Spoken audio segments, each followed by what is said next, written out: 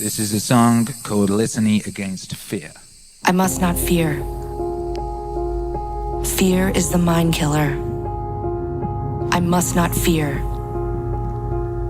Fear is the mind killer. Fear is the little death that brings total obliteration. I will face my fear. I will permit it to pass over me and through me. And when it has gone past, I will turn the inner eye to see its path. Where the fear has gone, there will be nothing.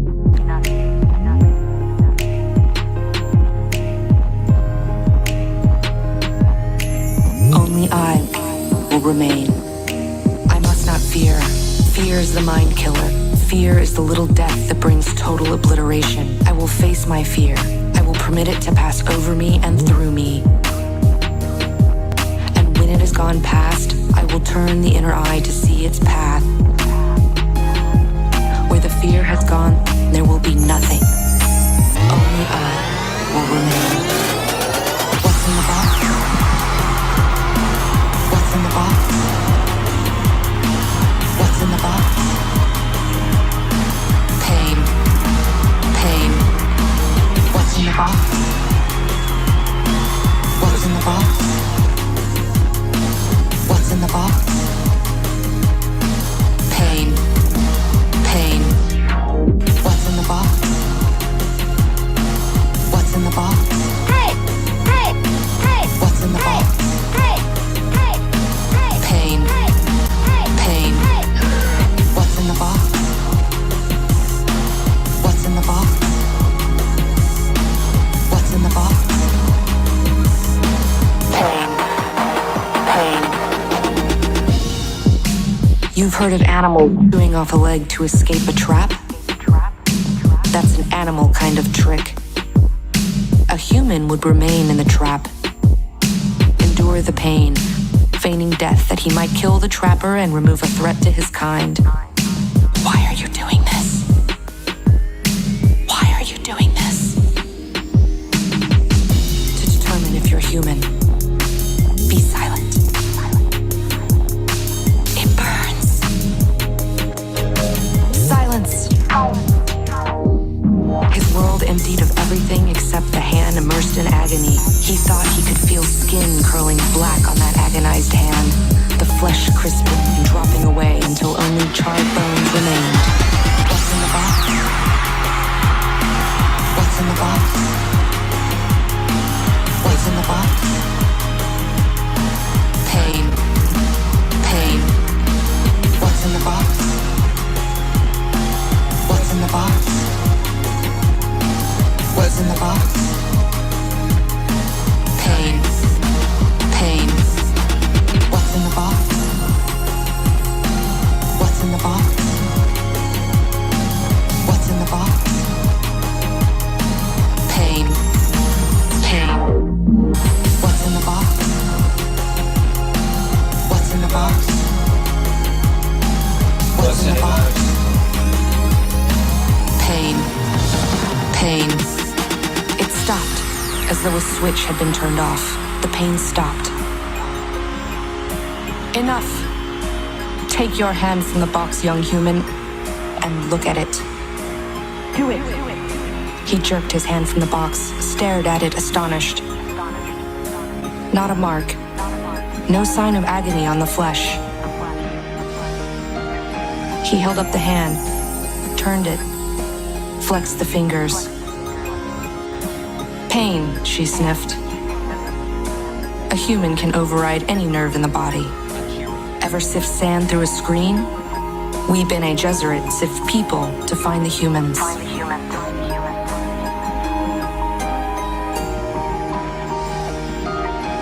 Paul felt that he had been infected with terrible purpose. He did not know yet what the terrible purpose was. Why do you test for humans? To set you free. To set you free. free?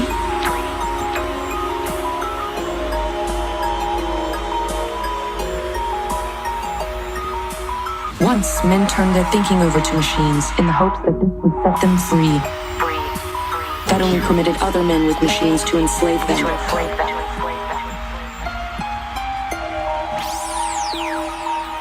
Thou shalt not make a machine the likeness of a human mind.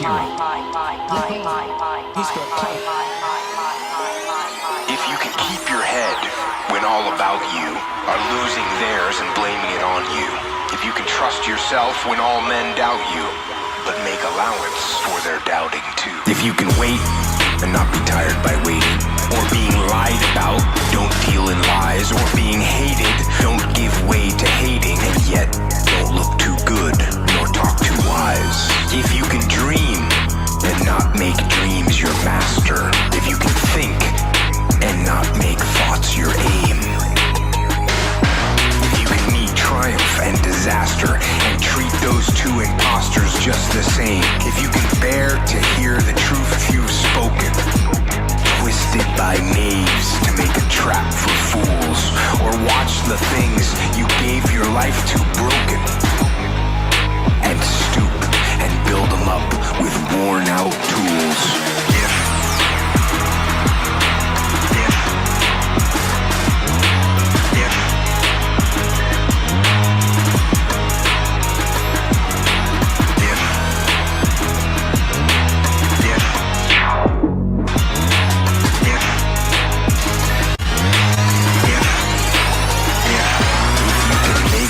One heap of all your winnings and risk it on one turn of pitch and toss, and lose and start again at your beginnings, and never breathe a word about your loss.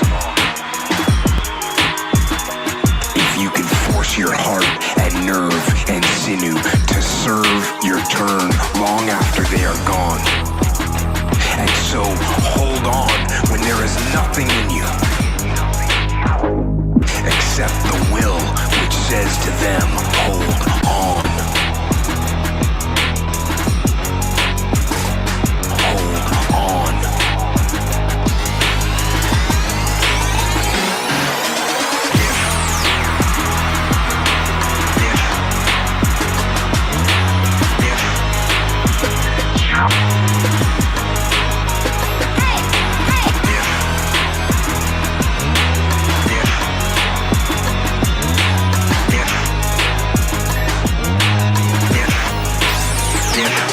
If you can talk with crowds and keep your virtue,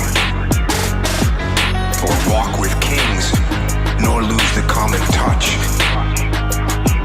if neither foes nor loving friends can hurt you, if all men count with you but none too much, if you can fill the unforgiving minute with 60 seconds worth of distance run, yours is the earth and everything that's in it, and, which is more, you'll be a man, my son.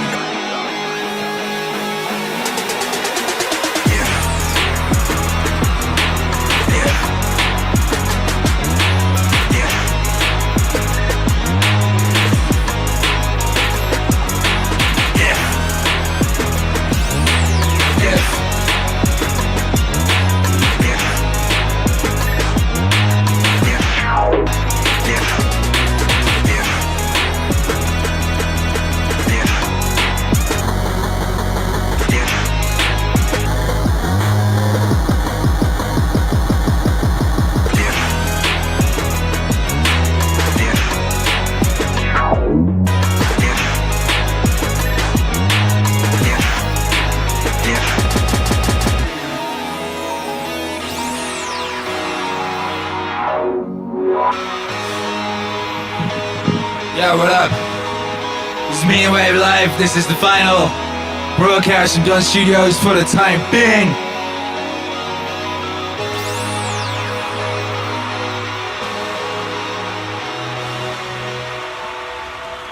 I read this piece of work by Jung a long while back. It was a meditation on the injunction to treat your neighbor as as you would like to be treated. Which I really liked was that wasn't an injunction to be nice to other people. It was an invitation to reciprocity. It was something like this. It's like you should figure out how you would like to be treated, like you were taking care of yourself, not how you would like people to respond to you. It's more important than that. It's like imagine you had a child that you really cared for, and someone said, well, people will treat this child exactly like you want them to, but you have to figure out what that is. And so then you'd have to sit down for like a month and you'd think, okay, well, how do you want your child to be treated? You don't want everyone just to be nice to him, you know, you want people to challenge him and you want people to discipline him and you want people to tell him when he's wrong. It's like, you don't just want everyone to be nice. That's pathetic. It's pathetic. There's no challenge in that.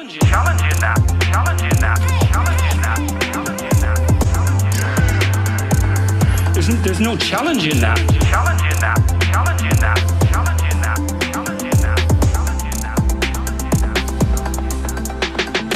Human beings are self-conscious, and we know about our limitations and we know about our weaknesses. And so we can have contempt for human beings in general because, you know, we're just flawed and breakable and all of that. But we know ourselves better than we know everyone else. And so you have a very acute sense of how you're not up to scratch. And so that leads naturally to a sort of self-contemptuous attitude. People are more likely to give prescription medication to their pets than to take them themselves. Imagine someone that you treat well, that you love. Then try to treat yourself that way. You got to detach from yourself a bit. You got to think, okay, well, I'm a person among other people, and I deserve at least as much respect as a person among other people. I should be trying to help myself across time. And instead of being self-contemptuous and self-destructive, I need to take care of myself as if I'm potentially valuable and to lay out my life that way. It's hard for people. They don't take care of themselves as well as they should.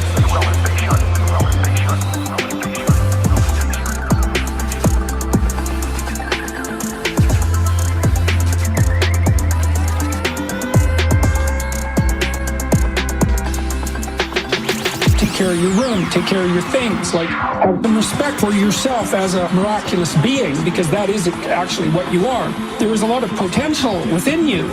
You're necessary more than you think to the unfolding of things. That's the thing about being an individual. It's the thing that Western civilization has always recognized, that as an individual, you have a light that you have to bring into the world, and that if you don't bring it into the world is a dimmer place, and that's a bad thing, because when the world is a dim place, it can get very, very, very dark.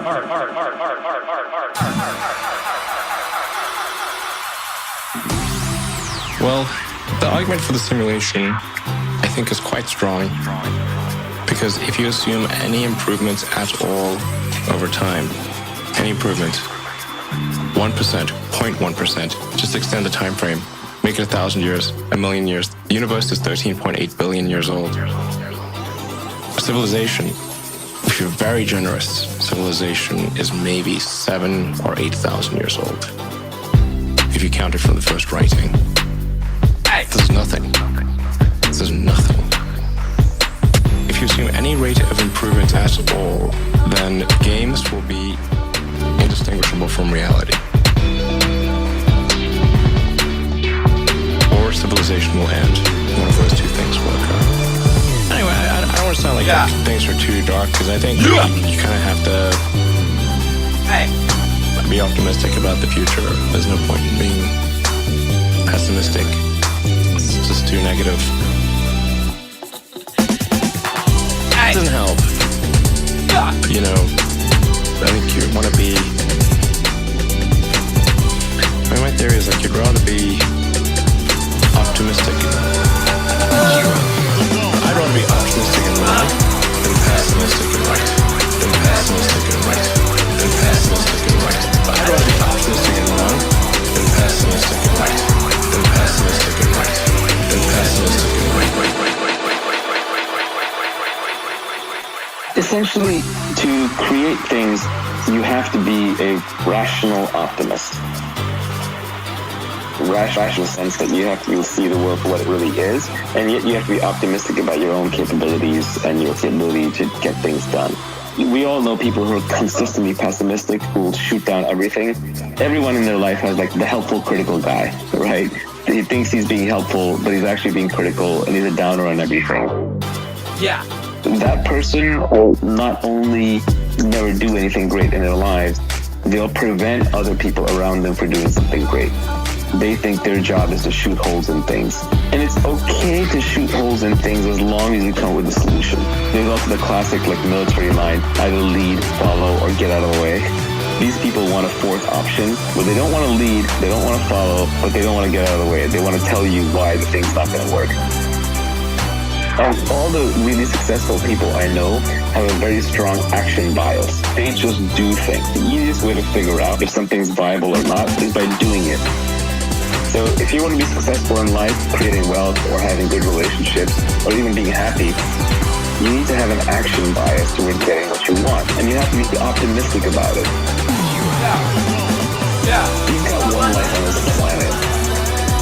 Why not try to do something big? You've got one life on this planet. Why not try to do something big? This is the beauty of Elon Musk and why I think he inspires so many people. It's just that he takes on these really big, audacious tasks, and he provides an example for people to think big. Think big. And it takes a lot of work to pick up even small things. I don't think the corner grocery store owner is working any less hard than Elon Musk or pouring any less sweat and toil into it. Maybe even more. But for whatever reason, education, circumstance, they didn't get the chance to think as big, so the outcome's not as big. So it's just better to think big, obviously rationally, than your means to stay optimistic. The cynics and the pessimists, what they're really saying, they're basically saying, I've given up. I don't think I can do anything. And so the world to me just looks like a world where nobody can do anything. And so why should you go do something? Because if you fail, then I'm right, which is great. But if you succeed, then you just make me look bad. Yeah. You got one life on this planet. Why not try to do something big? You've got one life on this planet. Why not try to do something big? This is the beauty of Elon Musk. I'd rather be optimistic and wrong than pessimistic and right. Than pessimistic and right. Than pessimistic and right. I'd rather be optimistic and wrong than pessimistic and right. Than pessimistic and right. Than pessimistic and right. It was completely Optimistic and wrong than pessimistic and right. Than pessimistic and right. Than pessimistic and right.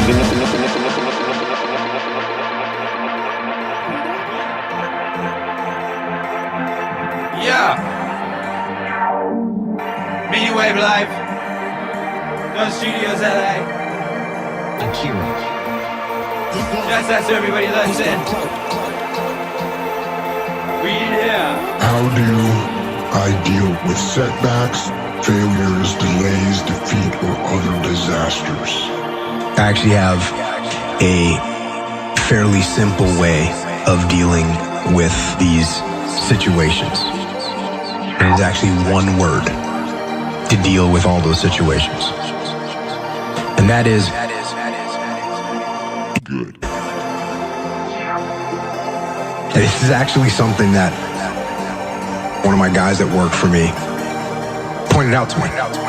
He would call me up or pull me aside with some major problem, some issue that was going on. And he'd say, boss, we got this and that, the other thing. And I'd look at him and I'd say, good. One day he was telling me about some issue that he was having. He said, I already know what you're gonna say. And I said, well, what am I gonna say? He said, you're gonna say good. You're gonna say good. You're gonna say good. You're gonna say good. Good. Good. You're gonna say good. You're gonna say good. You're gonna say good. Good. That's what you always say. When something is wrong and going bad, you always look at me and say good. Good. And I said, well, yeah. And I mean it.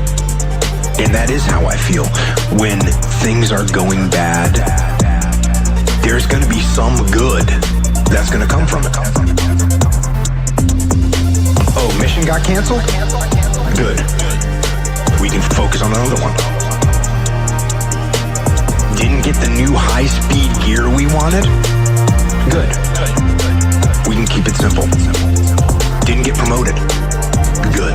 More time to get better. Didn't get funded? Good. We own more of the company. Didn't get the job you wanted? Good.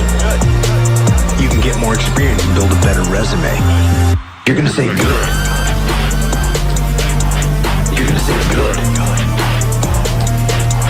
You're gonna say good. You're gonna say good. Good. Good. Hi. You're gonna say good.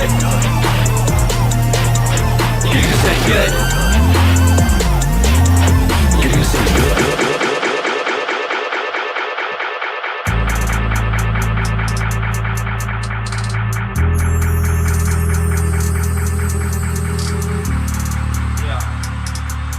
Hey! Hello, Marcus. Yo! Hard work and persistence, self-reliance always, strength, perseverance, self-control. Hard work and persistence, self-reliance always, cheerful, strength, perseverance, self-control. Compassion, unwavering adherence to decisions once he'd reached them. Indifference is superficial honors.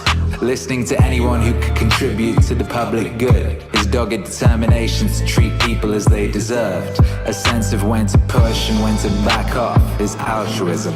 Not expecting his friends to keep him entertained at dinner or to travel with him. And anyone who had to stay behind to take care of something always found him the same when he returned. His searching questions at meetings, a kind of single-mindedness, almost, never content with first impressions or breaking up the discussion prematurely. His constancy to friends, never getting fed up with them or playing favorites. And his advanced planning, well in advance. And his discreet attention to even minor things. His restrictions on acclamations.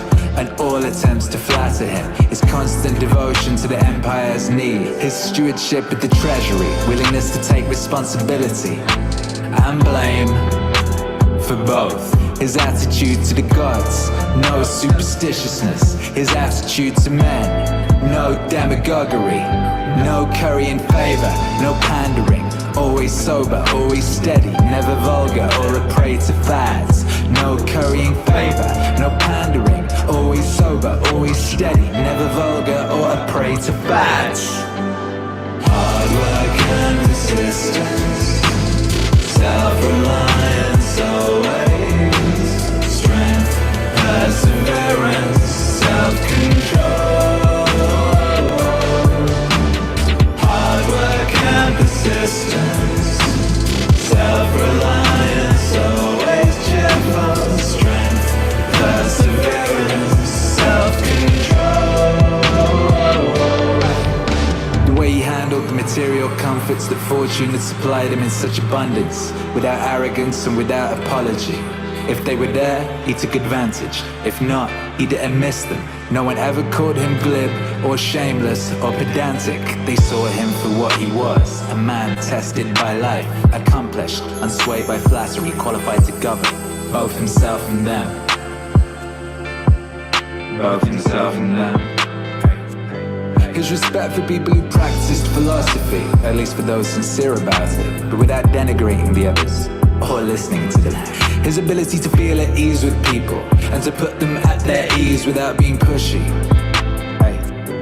His willingness to take adequate care of himself. Not a hypochondriac obsessed with his appearance, but not ignoring things either.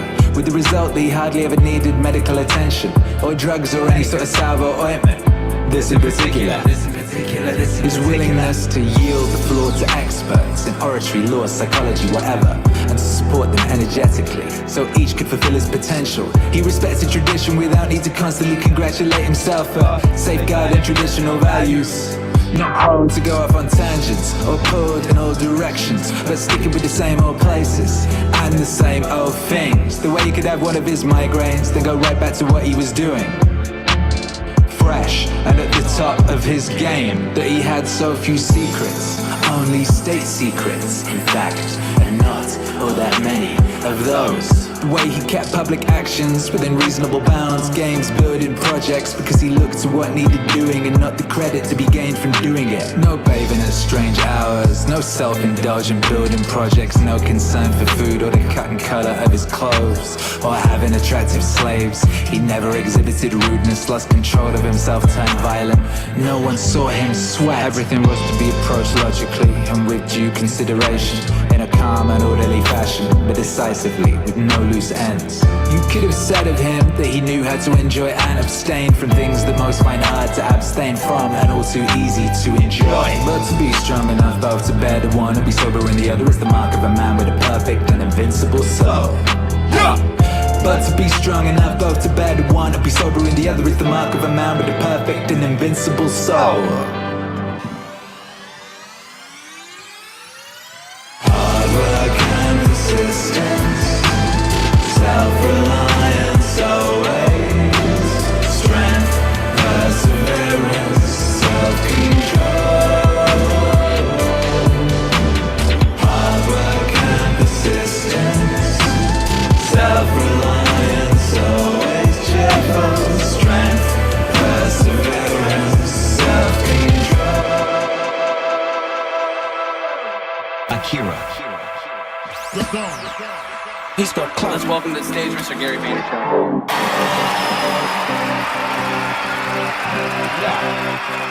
Alright, let's go. Sit down. Let's do this.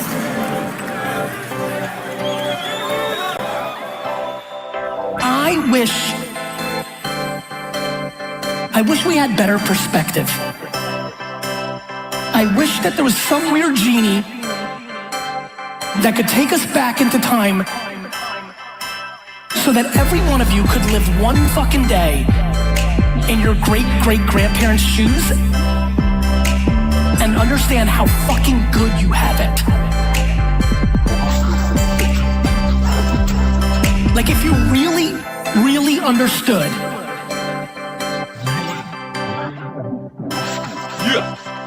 I'm not naive to what's happening in our society.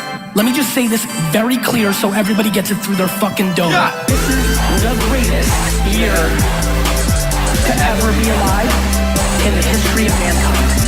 This is the greatest year to ever be alive in the history of mankind. Good is the best. It's the best.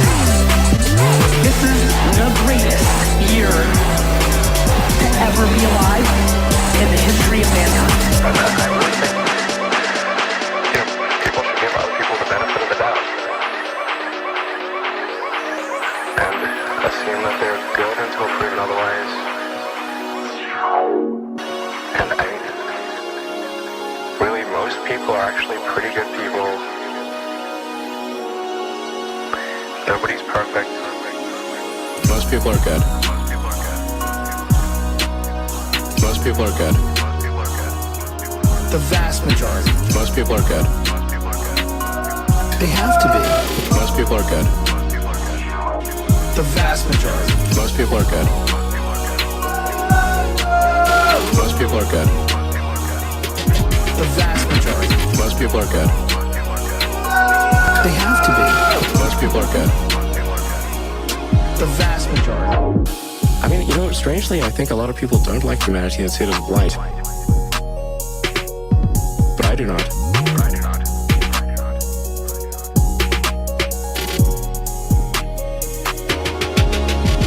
This may sound corny, but love is the answer. Love is the answer. Wouldn't hurt to have more love in the world. Most people are good. Most people are good. The vast majority. Most people are good. They have to be. Most people are good. Most people are good. Most people are good. The vast majority. Most people are good. They have to be. Most people are good.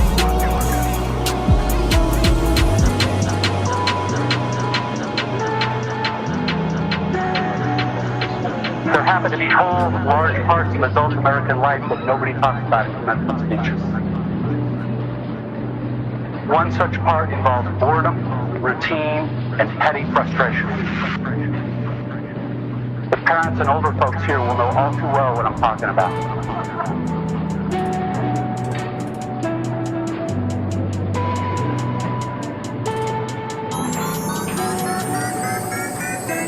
By way of example, let's say it's an average adult day and you get up in the morning, go to your challenging white-collar college graduate job, and you work hard for 8 or 10 hours, and at the end of the day you're tired and somewhat stressed, and all you want is to go home and have a good supper and maybe unwind for an hour and then hit the sack early, because of course you have to get up the next day and do it all again.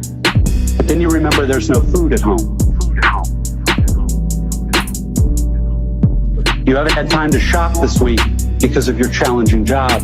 And so now after work, you have to get in your car and drive to the supermarket. It's the end of a work day and the traffic is apt to be very bad. So getting to the store takes way longer than it should. And when you finally get there, the supermarket is very crowded because of course it's the time of day when all the other people with jobs also try to squeeze in some grocery shopping. And the store is hideously fluorescently lit and infused with soul-killing music or corporate pop, and it's pretty much the last place you want to be. But you can't just get in and quickly out. You have to wander all over the huge, overlit store's confusing aisles to find the stuff you want. And you have to maneuver your junky cart through all these other tired, hurried people with carts. And eventually, you get all your supper supplies, except now it turns out there aren't enough checkout lanes open, even though it's the end of the day rush. So the checkout line is incredibly long, which is stupid and infuriating. Stupid and infuriating. Which is stupid and infuriating. Stupid and infuriating. But you can't take your frustration out on the frantic lady working the register, who is overworked at a job whose daily tedium and meaninglessness surpasses the imagination of any of us here at a prestigious college. But anyway, you finally get to the checkout line's front, and you pay for your food and get told to have a nice day in a voice that is the absolute voice of death. And then you have to take your creepy, flimsy plastic bags of groceries in your cart with the one crazy wheel that pulls maddeningly to the left, all the way out through the crowded, bumpy, littery parking lot. And then you have to drive all the way home through slow, heavy, SUV-intensive rush hour traffic, etc., etc. Everyone here has done this, of course. But it hasn't yet been part of you graduates' actual life routine, day after week, after month, after year. Day after week, after month, after year. Day after week, after month, after year. Day after week, after month, after year. Day after week, after month, after year. Day after week, after month, after year. Day after week, after month, after year. Day after week, after month, after year. But it will be. And many more dreary, annoying, seemingly meaningless routines besides. But that is not the point. The point is that petty, frustrating crap like this is exactly where the work of choosing is going to come in. Because the traffic jams and crowded aisles and long checkout lines give me time to think. And if I don't make a conscious decision about how to think and what to pay attention to, I'm going to be pissed and miserable every time I have to shop. Because my natural default setting is the certainty that situations like this are really all about me. About my hungriness and my fatigue and my desire to just get home. And it's going to seem for all the world like everybody else is just in my way. And who are all these people in my way? And look at how repulsive most of them are and how stupid and cow-like and dead-eyed and non-human they seem in the checkout line. Or at how annoying and rude it is that people are talking loudly on cell phones in the middle of the line. And look at how deeply, personally unfair this is. Or, of course, if I'm in a more socially conscious liberal arts form of my default setting, I can spend time in the end of the day traffic being disgusted about all the huge, stupid, lane-blocking SUVs and Hummers and V12 pickup trucks burning their wasteful, selfish 40-gallon tanks of gas. And I can dwell on the fact that the patriotic or religious bumper stickers always seem to be on the biggest, most disgustingly selfish vehicles, driven by the ugliest.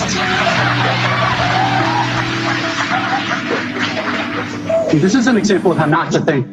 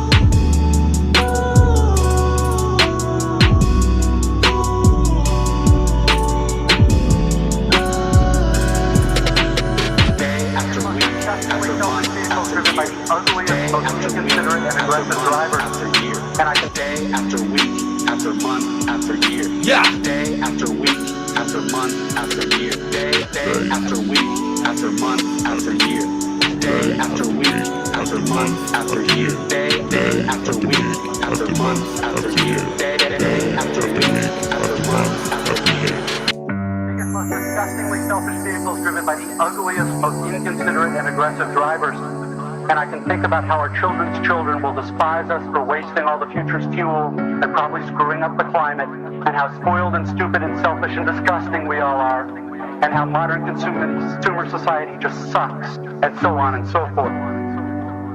You get the idea. If I choose to think this way in the store and on the freeway, fine. Lots of us do.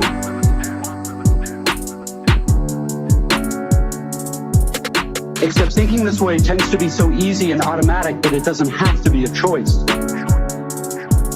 It is my natural default setting. It's the automatic way that I experience the boring, frustrating, crowded parts of adult life when I'm operating on the automatic, unconscious belief that I am the center of the world and that my immediate needs and feelings are what should determine the world's priorities. The thing is that, of course, there are totally different ways to think about these kinds of situations. In this traffic, all these vehicles stuck and idling in my way, it's not impossible that some of these people in SUVs have been in horrible auto accidents in the past, and now find driving so terrifying that their therapist has all but ordered them to get a huge, heavy SUV so they can feel safe enough to drive.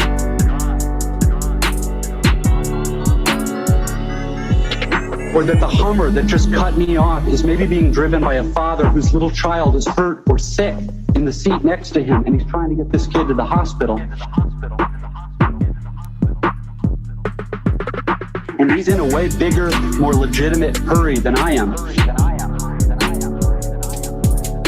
It is actually I who am in his way. Or I can choose to force myself to consider the likelihood that everyone else in the supermarket's checkout line is just as bored and frustrated as I am. And that some of these people probably have much harder, more tedious or painful lives than I do. Again, please don't think I'm giving you moral advice, or that I'm saying you're supposed to think this way, or that anyone expects you to just automatically do it. Because it's hard. It takes will and effort.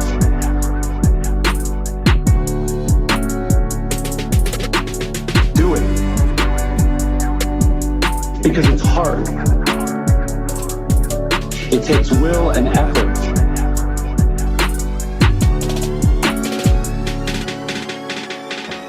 My daughter was very ill. She had juvenile rheumatoid arthritis, and when she was between the ages of 14 and 16, it first destroyed her hip, which had to be replaced, and then it destroyed the ankle on her other leg, which had to be replaced. She walked around for 2 years on broken legs, and she was taking massive doses of opiates and could hardly stay awake, and she had this advanced autoimmune disease, which produced all sorts of other symptoms that were just as bad as the joint degeneration, but which are harder to describe. And so it's just bloody brutal. You know, and as a test of your faith, there's almost nothing that's more direct than a serious illness inflicted upon an innocent child. But what to do in a situation like that? Because everyone is going to have a situation like that in some sense. You know, you'll be faced with illness in the people that you love. And one of the things you do when you're overwhelmed by crisis is you shorten your time frame. You can't think about next month. Maybe you can't even bloody well think about next week, or maybe not even tomorrow. Because now is just so overwhelming that that's all there is. And that's what you do. You cut your time frame back until you can cope with it. And if it's not the next week that you see how to get through, then it's the next day. And if it's not the next day, then it's the next hour. And if it's not the next hour, then it's the next minute. And you know, people are very, very, very tough.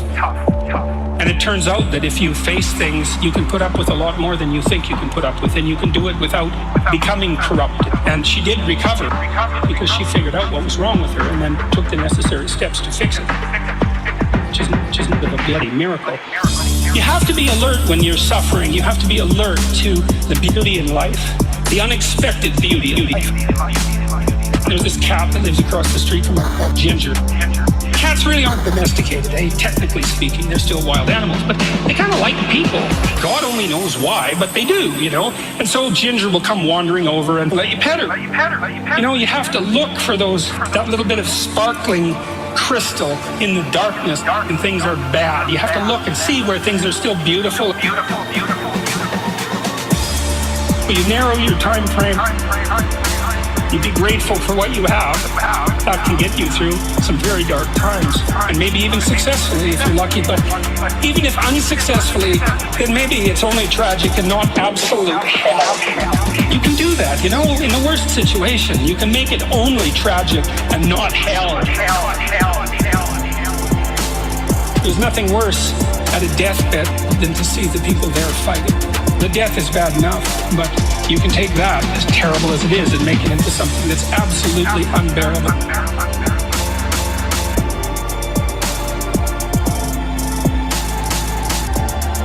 And maybe I think,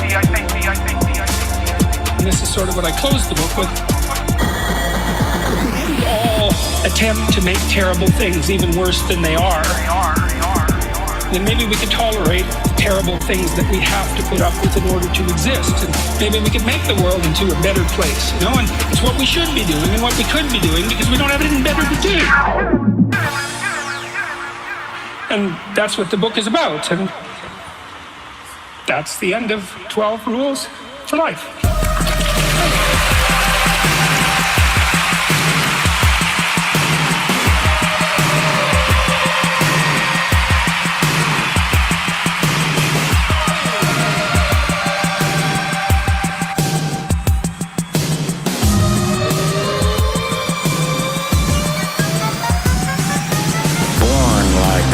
Into this,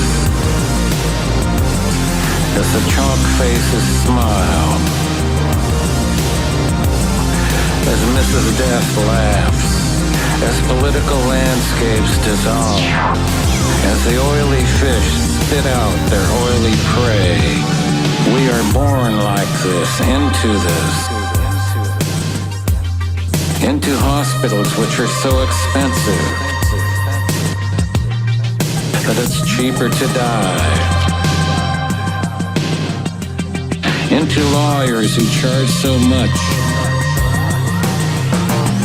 it's cheaper to plead guilty. Into a country where the jails are full and the madhouses closed. Into a place where the masses elevate fools into rich heroes. Born into this, walking and living through this, dying because of this. Castrated, debauched, disinherited because of this.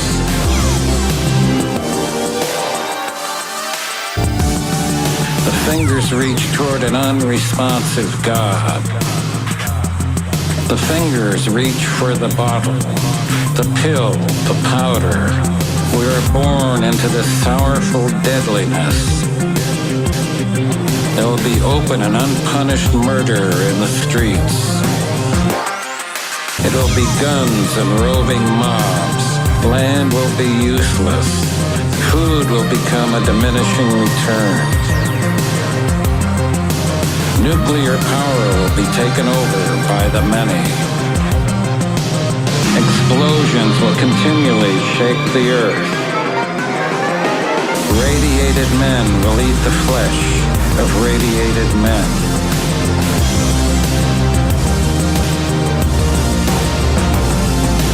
The rotting bodies of men and animals will stink in the dark wind.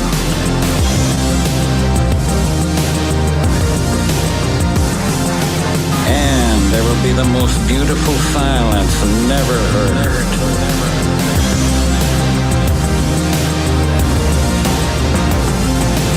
Born out of that, the sun hidden there,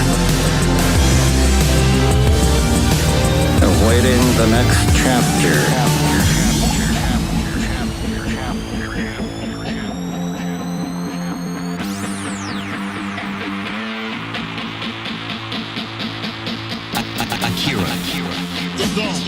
He's got clout. Everybody's different. Everybody's similar, but everybody's different.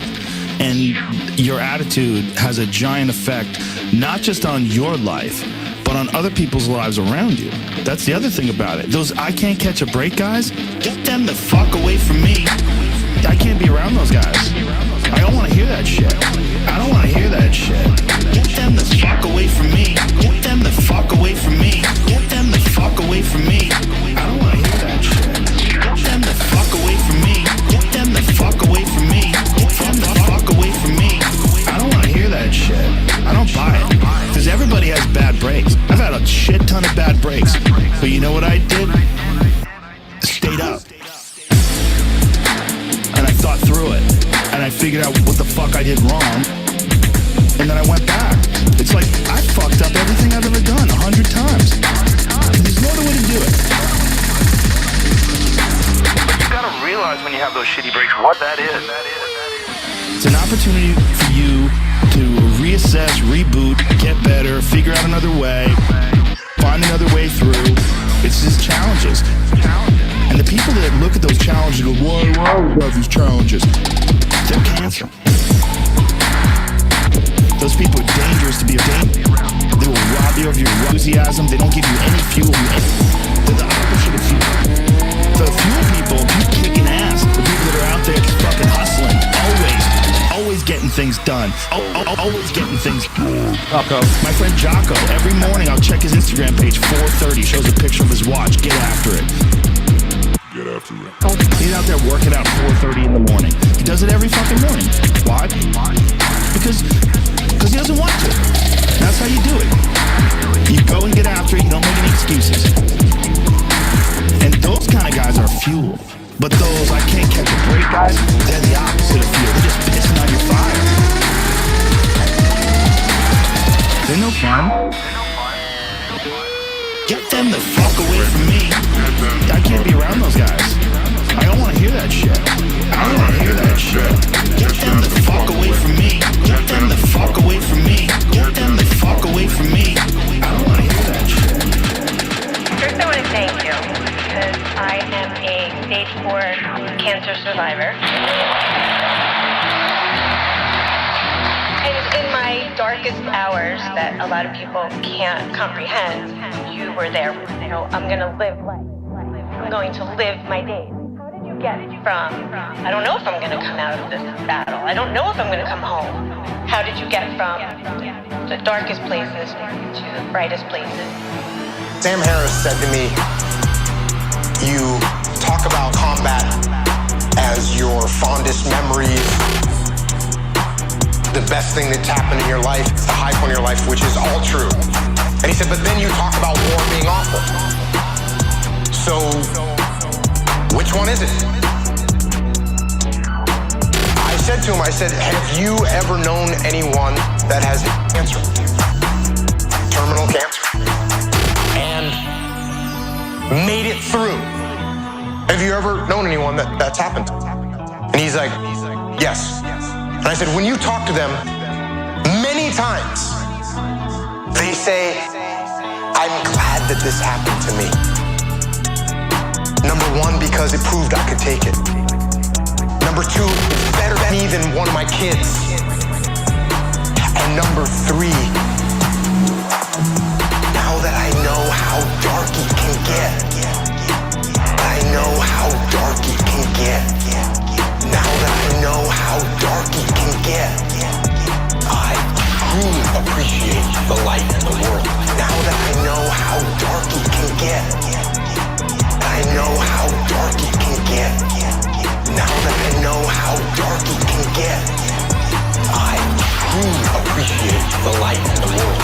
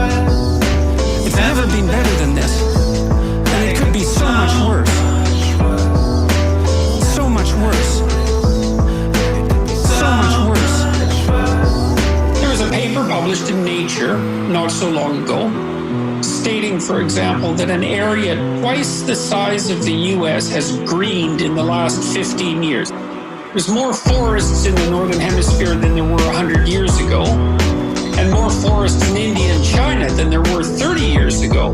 And then this has gone along with a massively improved standard of living. The child mortality rate in Africa is now the same as it was in Europe in 1952, which is a statistic that I just regard as absolutely miraculous. The rate of poverty is diminishing at an amazing rate, right? Between 2000 and 2012, we have poverty. It's never been better than this. And it could be so much worse. It's never been better than this. And it could be so much worse. It's never been better than this. And it could be so much worse. So much worse. So much worse.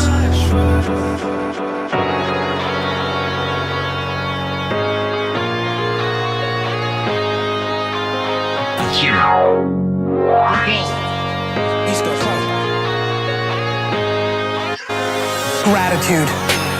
On that 400 trillion to one thing, I'm grateful. Straight up, like I don't know what to say. Like you might have not been born, right? Like your dad could have been late to the apartment that day. On some real shit. Like I don't think people would contextualize perspective. Like what? Like you're alive. Like you're alive. You could have been a tree. You could have like right? Like this is cool. Like life is good. Life is good. Like it's cool to have one.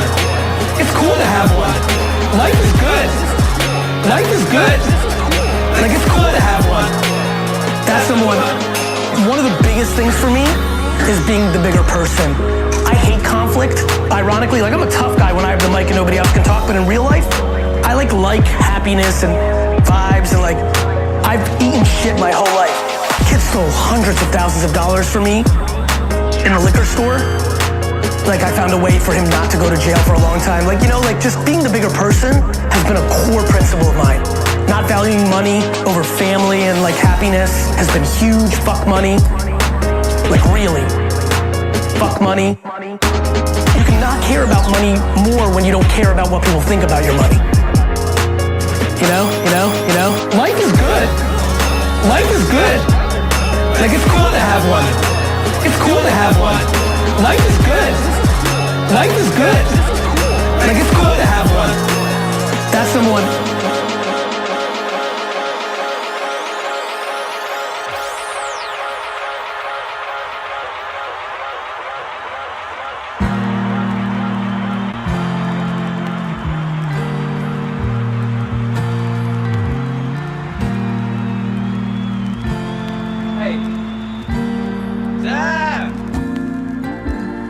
Very frequently what I'm doing as a therapist is helping people have a life that would work, you know, and you can parameterize that. What do you need? How about some friends? How about an intimate relationship with someone that you can trust, that maybe has a future? That'd be good. How about a career that puts you in a dominance hierarchy somewhere, so at least you've got some possibility of rising, some possibility of stabilizing yourself, and a schedule and a routine, because no one can live without a routine. You just forget that. If you guys don't have a routine, I would recommend, like, you get one going, because you cannot be mentally healthy without a routine.